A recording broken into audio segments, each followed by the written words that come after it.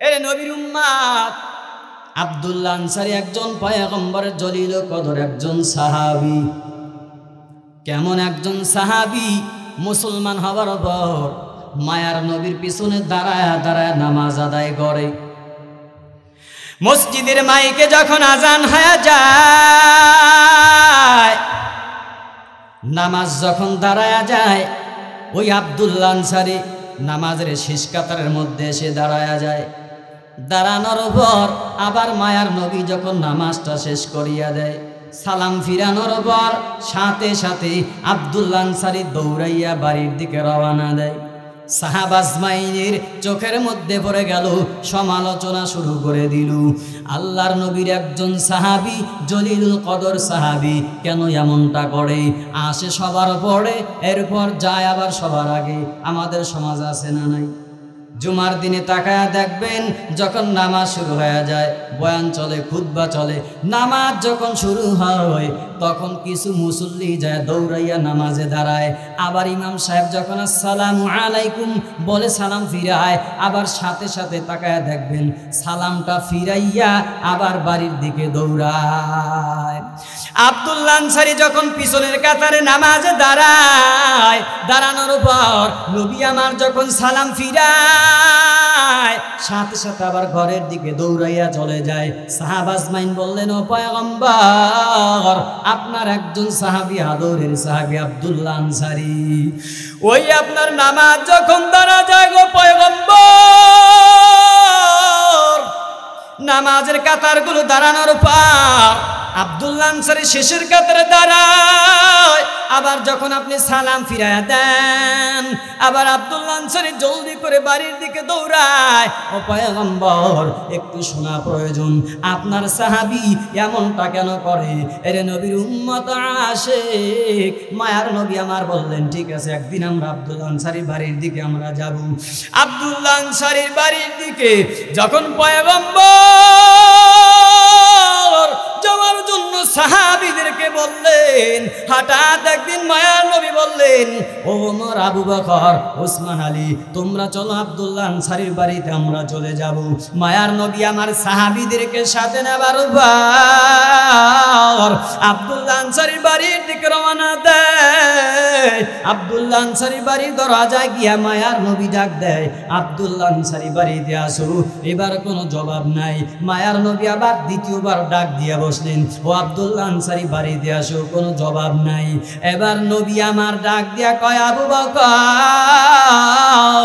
আপনি একটু ডাক দেন আব্দুল্লাহ আনসারীকে, আপনি একটু ডাক দেন, দেখেন তো বাড়ির মধ্যে আছে কিনা। এবার আবু বকর যখন ডাক দেয়, আব্দুল্লাহ বাড়িতে আসো, কোনো জবাব নাই। ওমর ডাক দিলেন, কোনো জবাব নাই। নবী আমার ডাক দিয়া বললেন, ও সাহাবী, মনে হয় আমার আব্দুল্লাহ ঘরের মধ্যে নাই, অথবা কোনো কাজে ব্যস্ত আছে, চলো চলো আজকে আমরা ফিরে যাব, আর আমরা এখানে থাকবো না, অন্য কোনো দিন আসবো আব্দুল্লাহ আনসারীর খবর নেওয়ার জন্য। আবু বকর আর ওমর ডাক দিয়া কয়, পয়গম্বর,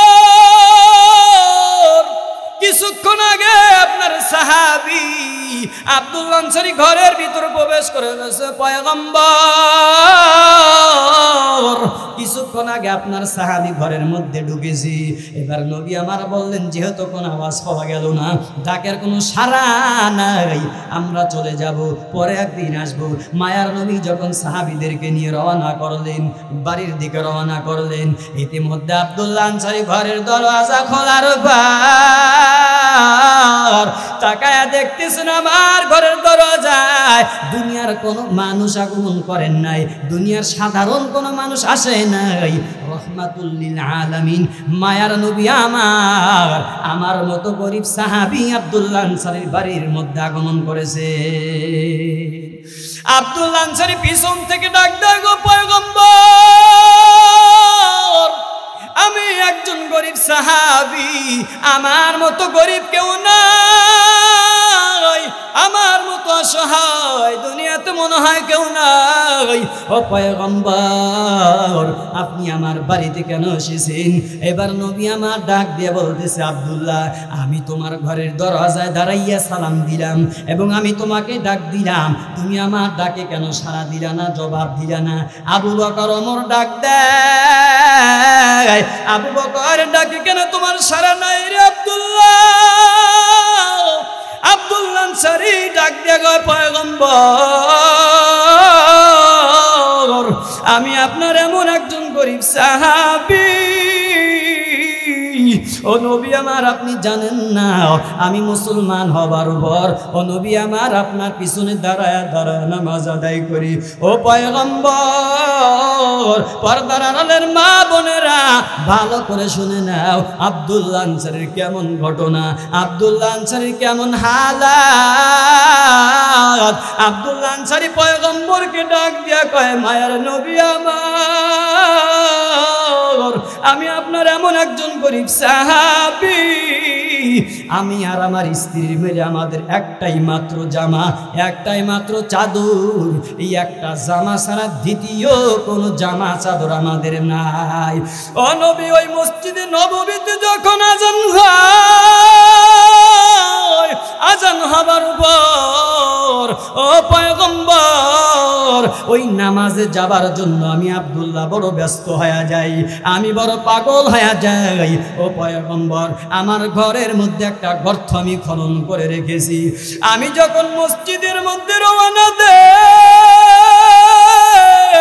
আমার স্ত্রীকে উলঙ্গ করে গর্তের মধ্যে রেখে আমি আব্দুল্লাহ আপনার পিছনে নামাজ আদায় করার জন্য আমি আপনার পিছনে দাঁড়া যাই গো পয়গম্বর।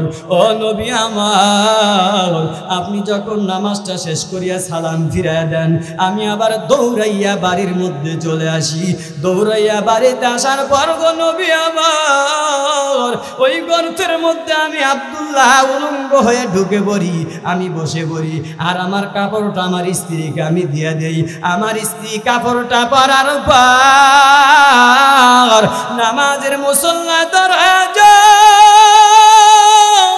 ও নবী আমার এভাবে স্বামী আর স্ত্রী মিলে আমরা নামাজ আদায় করি, এরপরও এক বেলার নামাজ আমরা বাদ দেই না। আজ আমাদের শোকেসের মধ্যে আরে 2 সেট 3 সেট করে কাপড় আছে না নাই, জামা কাপড় অভাব নাই, 1 সেট 2 সেট 5 সেট 10 সেট পর্যন্ত আছে, এরপর আমাদের নামাজের মোহাব্বত নাই, নামাজে যাওয়ার মতো সময় সুযোগ আমাদের হয় না। অথচ আব্দুল্লাহ আনসারীর কেমন জীবন, একটা কাপড় দিয়ে ও মা বোনেরা তাকা দেখো আব্দুল্লাহ আনসারী আর আব্দুল্লাহ আনসারীর স্ত্রী কেমন ভাবে তারা আল্লাহ পাকের হুকুম মানত। আব্দুল্লাহ আনসারী মায়ার নবীকে ডাক দিয়া কয়, পয়গম্বর এভাবে আমরা নামাজ আদায় করি, এরপর ওয়াক্ত নামাজ আমরা বাদ দেই না। নবী আমার এমন কথা শোনার পর কান্না করতেছেন, কান্না করে করে আবু বকর আলীকে নিয়ে সামনে বাড়লেন। সামনে কিছু দূর যাবার পর তাকে দেখলেন একটা গাছের সাথে আব্দুল্লাহ আনসারের 2টি সন্তানকে বেঁধে রেখেছেন। আব্দুল্লাহ আনসারের 2টি সন্তান কান্না করে, মায়ার নবী আমার ডাক দিয়ে বললেন, রে সন্তান তোমরা এখানে কেন কাঁদো, তোমাদের বাবার নাম কি, তোমার বাবা কারা? আব্দুল্লাহ আনসারের 2টি সন্তান বলে, ও পয়গম্বর এই রাস্তা দিয়ে কত মানুষ যায়, কেউ আমাদের জিগায় না গো পয়গম্বর, কেন তোমরা কাঁদো, কে তোমাদের বাবা, কি হয়েছে তোমাদের? ও নবী আমার আমাদের বাবা হল আব্দুল্লাহ আনসারী, আজ কয়েকদিন যাবত আমাদের ঘরের মধ্যে আগুন জ্বলে না, চুলার মধ্যে আগুন নাই, আজ আমরা খানার কষ্ট ক্ষুধার কষ্ট সহ্য হয় না গো পয়গম্বর, ক্ষুধার কষ্ট সহ্য করতে না পেরে ওই যে তাকায় দেখেন আমাদের বাড়ির পাশে একজন ইহুদির বাড়ি, আর ওই ইহুদির বাড়ির মধ্যে একটা খেজুর গাছ, খেজুর গাছের গোড়াটা হলো ইহুদির জায়গার মধ্যে, আর ওই গাছটা হেলে আমাদের জায়গার মধ্যে আসলো। আসলো, আমাদের বাড়ির মধ্যে আসলো। ওই গাছের খেজুর যখন জমিনের মধ্যে পড়ে, ওই খেজুরগুলো ক্ষুধার যন্ত্রণা সহ্য হয় না, এই জন্য আমরা দুবাই টুকাইয়া টুকাইয়া খাই। যার কারণে ইহুদি আমাদেরকে গালাগালি করে, ইহুদি আমাদেরকে গালি দেয় গো পয়গম্বর। যার কারণে বাবা আমাদেরকে খেজুর গাছের সাথে বাইদা রাখছে। ও পয়গম্বর তাকা দেখেন, আজ কি তার যন্ত্রণা সহ্য হয় না, যার কারণে খেজুর খাবার কারণে বাবা আমাদেরকে বেঁধে রেখেছে। ও নবীর উম্মত আশিক, এ বগুড়ার মুসলমান, আজ আব্দুল্লাহ আনসারীর মতো গরিব তো আমরা কেউ হই নাই, তার সন্তানের মতো তো আজ আমাদেরকে না খেয়ে থাকতে হয় না। নবী আমার কান্নার আওয়াজ, কান্না করে করে নবী আমার মসজিদের বারান্দার মধ্যে যায় বসলেন। বসে নবী আমার কান্না করে। আবু বকর দৌড়ে আসলো, ও পয়গম্বর আপনি বলেন কোথায় আপনার জন্য জীবন দিতে হবে। আবু বকর এই কথা শোনার পর মায়ার নবী আমার ডাক দিয়া বলে, ও আবু বকর আজ জীবন দিয়ে হবে না, আজ আমাদের জীবন দিয়ে আমার কাজ আজ হবে না। নবী আমার ডাক দিয়া বলে, আবু বকর এখন আমার জীবনের প্রয়োজন নাই। ওমর দৌড়ে আসলেন, ও পয়গম্বর কেন আপনি কাঁদেন, আপনার চোখের পানি কেন জমিনের মধ্যে পড়ে। ও নবী আমার, আমি আবু বকর আপনার সামনে আসলাম, বলেন কার গর্দান উড়ায় দিতে হবে। নবী আমার বলে, না না, আজ গর্দান উড়ানোর দ্বারা আমার সমস্যার সমাধান হবে না। এর মধ্যে পয়গম্বর তাকে দেখতেছে ওসমান আসতেছে। ওসমানের আগমন দেখার পর মায়ের নবী আমার ডাক দিয়ে বলে, আরে ওসমান আমি তো তোমার অপেক্ষায় বসে আছি রে ওসমান। ওসমান তুমি কি আমার চোখের পানি থামাইতে পারবে? ওসমান ডাক দিয়া বলে, পয়গম্বর আপনি বলেন আপনার জন্য আমি কি করতে পারি, কোন জিনিসের প্রয়োজন আমি ওসমানকে একটু বলে দেন। নবী আমার বলে, ওসমান তাকা দেখ, ওই যে আব্দুল্লাহ আনসারীর দুটি সন্তান ক্ষুধার যন্ত্রণার কারণে ওই আব্দুল্লাহ আনসারী তার ছোট ছোট দুটি সন্তান গাছের সাথে বাঁধিয়ে রাখছে রে ওসমান। রে ওসমান তুমি কি পারবে ওই ইহুদির খেজুর গাছটা কুড়ায় করে আমি মায়ের নবীর জন্য হাদিয়া পেশ করতে? ওসমান এই কথা শোনার পর চলে গেলেন ইহুদির বাড়ি। ইহুদির বাড়িতে যাবার পর ডাক দিয়ে বলতেছে, ইহুদি বাড়িতে আসো। ইহুদি দৌড়াইয়া বাড়ির ভিতর থেকে চলে আসলো। এবার ডাক দিয়া বলতেছে, ও ইহুদি ভাই তুমি একটু খেয়াল করে শোনো, ভালো করে শুনে নাও, আজ মায়ার নবীর চোখে পানি, মায়ার নবীর চোখের পানি বন্ধ করতেই হবে। ও ইহুদি এই যে খেজুর গাছটা দেখা যায় এটা তো তোমার, এই খেজুর গাছটা তুমি কিসের বিনিময়ে আমার কাছে বিক্রি করবে? এটা মায়ার নবীর জন্য হাদিয়া নিয়ে যাব। ইহুদি ডাক দিয়া বলে, উসমান এটা তো আমার বাড়ির খেজুর গাছ, এটা তো বিক্রির জন্য আমি লাগাই নাই, এটা তো বিক্রি করা যাবে না। উসমান রাদিয়াল্লাহু আনহু বলেন, আরে ইহুদি তুমি বলো কিসের বিনিময় এই খেজুর গাছ তুমি আমার কাছে বিক্রি করবে? ইহুদি এবার বুঝে বলল, এটা একটা সুযোগ পেয়েছি, এই সুযোগ আমাকে কাজে লাগাতে হবে। ইহুদি এবার ডাক দিয়া, ভাই ওসমান এই গাছটা যদি তুমি আমার কাছ থেকে নিতে চাও তাহলে ওই যে আমার জমির পাশে তোমার 100 খেজুর গাছের একটি বাগান আছে, ওই বাগান যদি তুমি আমাকে দেও তাহলে আমি ইহুদি এই গাছটা তোমাকে দিয়া দিবা।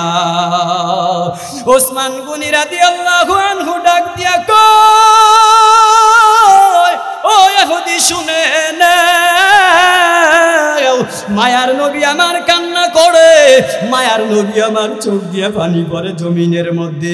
ও ইহুদি, তুমি একটা খেজুর গাছের বিনিময় তুমি আমার 100 খেজুর গাছ চাইছো। ইহুদি শুনে নে, তুই যদি আজকে একটা খেজুর গাছের বিনিময় আমি ওসমানের সব সম্পত্তি চাইতি, আমি আজকে ওসমান আমার জীবনের বিনিময় আমার সব সম্পদের বিনিময় আমি একটা খেজুর গাছ কিনে নিয়ে মায়ার নবীকে হাদিয়া দিয়া দিতাম। নবী আমার বসে আছেন মসজিদের বারান্দায়, ওসমান রাদিয়াল্লাহু আনহু এই সংবাদ নিয়ে চলে গেলেন। এবার নবী আমার ডাক দিয়া বলে, ওসমান কি খবর? ওসমান গনি রাদিয়াল্লাহু আনহু ডাক দিয়া বলে, ও পয়গম্বর, আপনার জন্য খেজুর গাছটা আমি ওসমান ক্রয় করে নিয়ে এসেছি। নবী আমার এত খুশি হয়ে গেলেন রে মুমিন, নবী ঘোষণা করে দিলেন, ওসমান তুমি ভালো করে শুনে নাও, আমি নবী ঘোষণা দিয়ে দিলাম, আমি নবী তুমি ওসমানকে সাথে না নিয়ে জান্নাতে আমি যাব না। আল্লাহু আকবার। এ নবীর উম্মত আশিক, আমি বলতে চাই আব্দুল্লাহ আনসারীর মতো গরিব তো আমরা কেউ হই নাই, তার মতো অসহায় তো আমরা কেউ হই নাই।